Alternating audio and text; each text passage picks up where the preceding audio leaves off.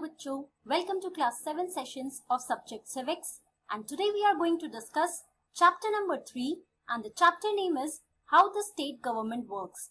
This is your first session.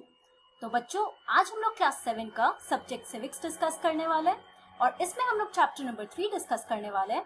Chapter का नाम है how the state government works और ये आपका फर्स्ट सेशन है. So let's start with it. तो बच्चों एक बार आपको ब्रीफ में बताना चाहती हूँ कि हम लोग इस चैप्टर में that is how the state government works इसमें कौन कौन से टॉपिक्स कवर करने वाले हैं और उसमें क्या क्या पढ़ने वाले हैं. ओके तो बच्चों हमारा फर्स्ट टॉपिक जो है that is who is a MLA.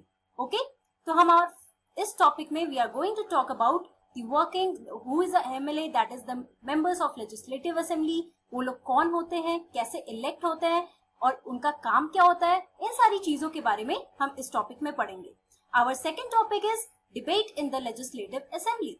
Now we will talk about the legislative assembly और वहां पे डिबेट्स क्या होता है, डिबेट्स क्यों होते हैं, डिबेट्स करने वाले कौन है, तो ये सारी वर्किंग के बारे में हम लोग इस टॉपिक में पढ़ेंगे. Then our third topic would be working of the government. Now since we are going to talk about the state government, so we will talk about the working of the state government here. Okay? Now let's start today's topic with this first subtopic here that is who is a MLA.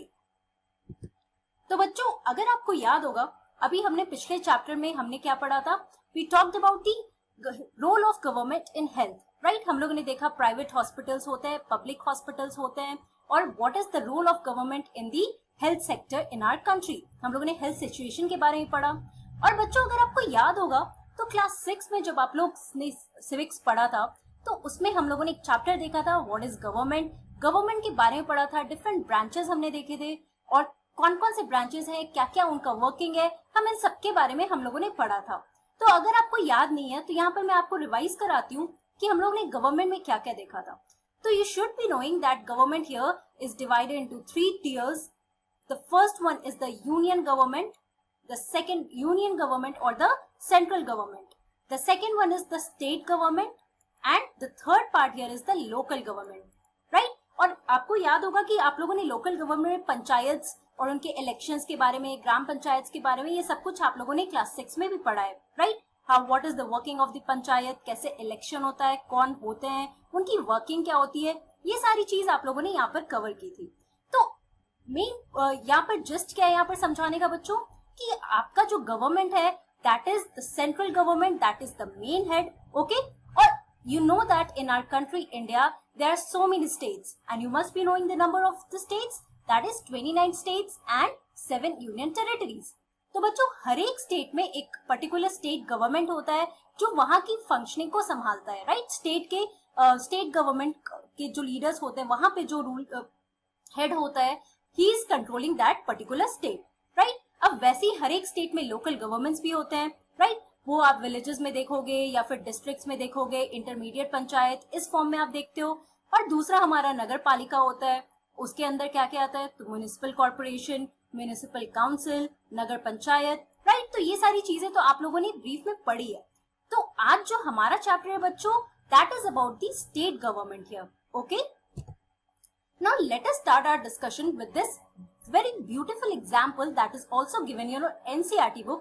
आप ये example देखोगे तो आपको समझ में आएगा कि MLAs हैं कौन और इनके बारे में पढ़ना इंपॉर्टेंट क्यों है, right? You can connect to that in your present scenario also. अगर आप अपने घर के आसपास जब अपने घर की सिचुएशंस यहाँ जो आप कनेक्ट कर सकते हो अपने घर के आसपास की सिचुएशन से. Okay now this example here is whose responsibility. Now, two friends here are reading in the newspaper and what is the news? Hey, look at this. It says that there is a water shortage in our state and people are falling sick. And what is the news here? Now, this is the story of Patalpuram. Okay? This is one district here. और इसके बारे में ये story हम पढ़ते हैं. Now, people at the district headquarter Patalpuram receive water supply once in 3 days. The district hospital here is overflowing with patients, a large number of whom are children with acute diarrhea. अब बताओ बच्चों ये particular district जो पटलपुरम है यहाँ पर water जो है, वाटर सप्लाई जो है वो एक बार आता है पूरे 3 दिन में. ओके 3 दिन में एक बार इनकी वाटर सप्लाई इस जगह पे आ रही है. ऑल्सो जो इनका डिस्ट्रिक्ट हॉस्पिटल है that is flooding with the patients. क्यों? क्योंकि यहाँ पे लोगों को डायरिया हो रहा है. तो आप देख रहे हो कि ये पर्टिकुलर प्रॉब्लम जो है इस डिस्ट्रिक्ट में, you can connect it with your location also, जहाँ पे आप रहते हो, आपके घर के आसपास भी आप देखते होंगे बहुत सारी प्रॉब्लम्स होते हैं, right? May be it be in the case of construction of road, या फिर इलेक्ट्रिसिटी, अगर सप्लाई ऑफ इलेक्ट्रिसिटी बहुत कम आ रही है, या फिर वाटर शॉर्टेज भी हो सकता है आपके एरिया में, और गंदगी। तो ये सारी चीजें कौन देखता है, कौन संभालता है, ये हम इस स्टोरी के थ्रू समझेंगे। Okay, now while these two friends were going out somewhere, they saw that the road is blocked due to rally. Now they have harrowed the MLA's residence. अब यहाँ पे आपके लिए टर्म आया है MLA. Okay, now let us understand why are they protesting in front of the MLA's residence. Now one of the friends, she asked, really, why, has he done something? Now the police woman here, she is saying that they seem more angry about what he hasn't done. तो obviously लोग क्यों यहाँ पे पटलपुरम के इस district में क्यों यहाँ पर लोग प्रोटेस्ट कर रहे हैं in front of the MLA's resident? Because there is a shortage of water and water is only supplied once in 3 days. So obviously people are going to ask the government that they have elected there. तो वहां पे उन लोगों ने किसको elect किया है? उनके जो MLA होते हैं पर्टिकुलर डिस्ट्रिक्ट में, उनके जो हेड होते हैं, राइट? तो उनके घर के पास ये लोग हंगामा करने जाते हैं, प्रोटेस्ट करने जाते हैं। आप अपने आसपास भी प्रेजेंट सिनेरियो में भी बच्चों you can really connect to this thing, क्योंकि आप भी अपने घर के आसपास देखते होंगे कि आपके जो एल्डर्स हैं वो लोग बहुत बातें करते होंगे कि आपके कम्युनिटी में क्या प्रॉब्लम चल रही है, आपके सोसाइटी में किस चीज की कमी है। Now they will blame the government for this, right? So obviously one who is getting this problem, he has to go to his leader to whom he is electing in elections. Okay, we will go to through that in detail. Okay, now let us see what are they demanding here. And we demand that the authorities take immediate action to bring the public health situation under control. Our MLA must take the responsibility for this. Now why is this MLA has to take the responsibility for the water shortage? Why? क्योंकि कोई भी district में उनका जो head है वो उनका MLA होता है। हम लोग एक इलेक्शन ऑफ MLA के बारे में देखेंगे कि इलेक्ट कैसे होता है, इनको इलेक्ट कौन करता है, and why he is responsible to the people. Okay, also देखो यहाँ पर आप लोग जिस्ट में क्या समझ रहे हो कि पटलपुरम एक डिस्ट्रिक्ट है जहाँ पे वाटर शॉर्टेज है, उसकी वजह से बहुत सारे लोग जो है वो बीमार हो रहे हैं, डायरिया हो रहा है, और इसकी वजह से वो लोग हॉस्पिटल्स में जा रहे हैं। तो वाटर सिचुएशन खराब है, हेल्थ सिचुएशन भी डेटोरेट कर रहा है। Now people they have harrowed in front of the MLA's resident, and they are protesting and asking him to take the responsibility and to do something about the current situation, right? तो बच्चों अब हम देखते हैं, since आप लोगों ने अभी एक वर्ड पढ़ा that is MLA. Now let us understand that who is a MLA. Okay, now MLA जो है शॉर्ट फॉर्म होता है किसका? Members of the Legislative Assembly. MLA का अगर हम आप बड़ा फॉर्म बोलो तो किनको कहते हैं बच्चों? These are the people who are the members of the Legislative Assembly. Now they are elected by the people. तो अब आप समझ रहे होंगे कि सिंस ये इलेक्शंस के थ्रू इन्हें कौन इलेक्ट करता है, तो people, the normal people, the residents of that place, they are electing these MLAs. अब बच्चों अब आप याद करो क्लास 6 में आप लोगों ने यूनिवर्सल अडल्ट फ्रेंचाइज के बारे में पढ़ा था, right? Now that is one of the basic fundamental right that has been given to us. Okay, और यूनिवर्सल अडल्ट फ्रेंचाइज में आपने क्या पढ़ा था? That anyone who is above the age of 18 years or 18 years has the right to vote, right? And he should be the resident of our country. तो बच्चों यही बात है कि एमएलएस को इलेक्ट कौन करता है. आप लोगों ने हमारे कंट्री के बहुत सारे फीचर्स भी देखे हैं, उसमें आप लोगों ने डेमोक्रेसी के बारे में पढ़ा, right? Now India is a democratic country. Now what is democracy here? That is the rule of the people, for the people and by the people, right? तो यहाँ पे जो लोग होते हैं वही अपने रिप्रेजेंटेटिव को इलेक्ट करते हैं.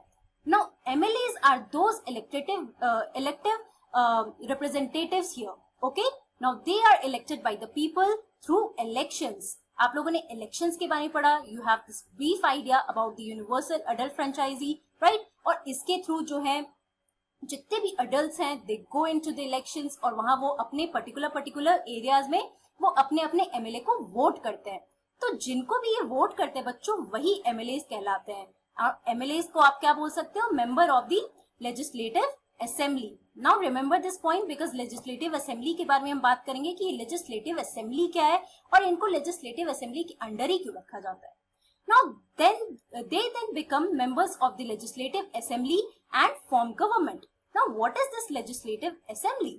तो बच्चों legislative assembly is a place where these MLAs they gather together and they discuss about the problems that is occurring in the society. यहाँ पे जैसे आपने पटलपुरम के सिचुएशन के बारे में पढ़ा, तो लेजिस्लेटिव असेंबली वही जगह होती है जहाँ पे एमएलएज जो डिफरेंट एरियाज से आते हैं वो लोग यहाँ पे गैदर करते हैं, इस जगह पे वो मिलते हैं, डिस्कशन करते हैं, जितने भी प्रॉब्लम्स हैं उनको वो सॉल्यूशंस निकालने की कोशिश करते हैं. Okay, we will read about this in our subsequent sessions.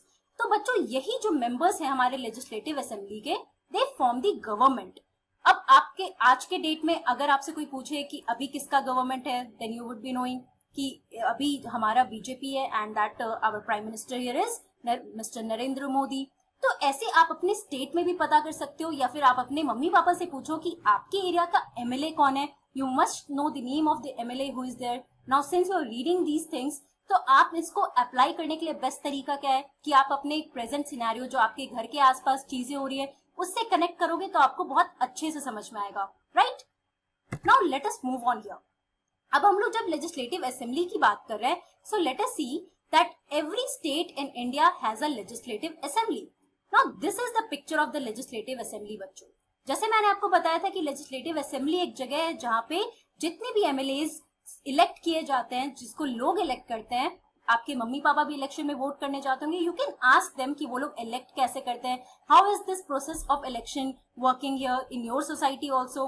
Right, तो इस जगह पे ये जितने भी जो एमएलएज होते हैं यहाँ पर बैठ के वो डिस्कशन करते हैं and they try to find out the solutions of the problems that is occurring in their own society.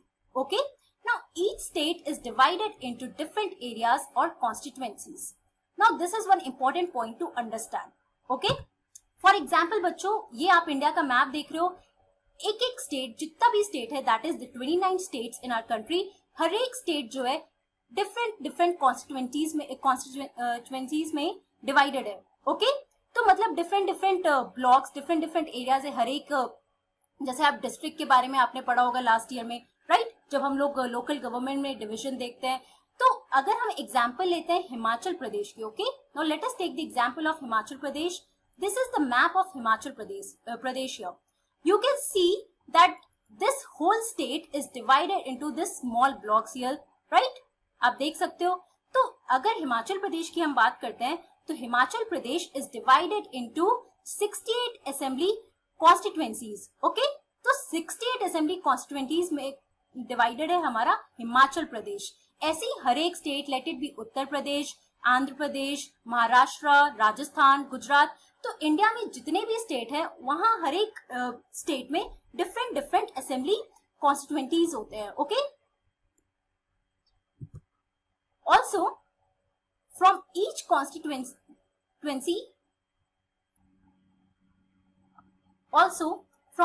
Constituency the people elect one representative who then becomes a member of the legislative assembly. तो बच्चों जितने भी, जैसे हमने अभी हिमाचल प्रदेश का example लिया जहाँ पे 68 असेंबली कॉन्स्टिट्यूएंसीज हैं, तो हर एक एरिया से जैसे 1, 2, 3, 4 ऐसे हर एक 68 जो असेंबली कॉन्स्टिट्यूएंसीज हैं वहां से लोग एक रिप्रेजेंटेटिव इलेक्ट करते हैं who then becomes the member of legislative assembly and then they are called the MLAs. Okay, also these MLAs belong to different political parties. अब आप जब भी इलेक्शंस देखते होंगे, इलेक्शंस में अगर आप मम्मी पापा के साथ जाते होंगे, if you can also ask your mom and dad about different political parties who are there fighting in the elections. तो जितने भी एमएलए है बच्चों ये डिफरेंट पॉलिटिकल पार्टीज से होते हैं. यहाँ पे उनके अपने अपने पॉलिटिकल सिंबल्स भी होते हैं. ओके, और इसी इलेक्शंस के थ्रू हमारे एमएलए इलेक्ट होते हैं. राइट, तो बच्चों आज की क्लास में हम लोगों ने क्या पढ़ा? We talked about who is an MLA, that is the member of the legislative assembly who is elected by the people. और we किससे कैसे elect होते हैं? तो elections के through elect होते हैं. और हर एक state में different constituencies होती है. Okay? और हर एक constituency से जितने भी लोग होते हैं, they go and they elect one person who is then elected as the member of legislative assembly, who then becomes the MLA. Okay?